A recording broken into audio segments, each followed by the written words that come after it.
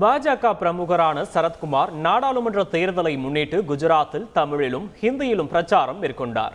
தமிழகத்தில் நாடாளுமன்ற தேர்தலுக்கான வாக்குப்பதிவு முடிவடைந்த நிலையில் நடிகரும் பாஜக பிரமுகருமான சரத்குமார் வெளி மாநிலங்களில் பிரச்சாரத்தில் ஈடுபட்டு வருகிறார். முன்னதாக கர்நாடகாவில் பாஜக வேட்பாளர்களை ஆதரித்து அண்ணாமலையுடன் சேர்ந்து தீவிர பிரச்சாரத்தில் சரத்குமார் ஈடுபட்டார். இதையடுத்து குஜராத் சென்ற சரத்குமார் அங்கு போட்டியிடும் பாஜக வேட்பாளர்களை ஆதரித்து பிரச்சாரம் மேற்கொண்டார்.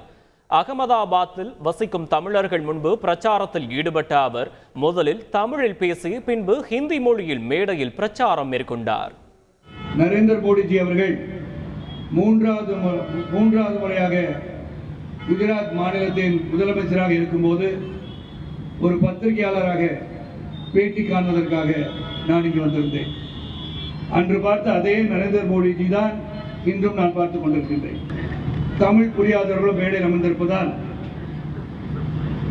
मैं समता पार्टी बीजेपी के साथ जुड़ने के बाद तमिलनाडु इलेक्शन प्रचार के बाद मैं यहाँ आया हूँ.